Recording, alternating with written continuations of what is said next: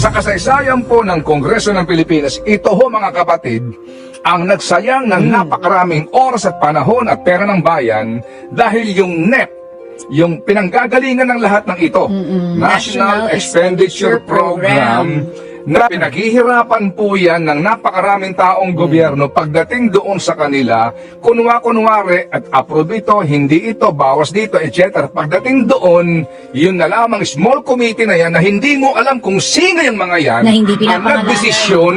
Sinungaling ka, Ted Pailon. Small committee na hindi mo malaman kung sino yan? Sinong may sabi sa'yo na hindi mo kilala kung sino ang nandoon sa loob ng BICAM committee? Sampulan lang natin ha. Sino yung mga yan? Sila yung BICAM eh. Hindi mo kilala yan? Sinungaling ka, Ted Pailon. Yan ang fake news na kinakalat mo sa audience mo. Alam nyo mga kutsero, ito si Ted Pailon, feeling ko sumasaw-saw to sa mga issues ng DDS kasi alam niya ang mga DDS tambay na social media eh.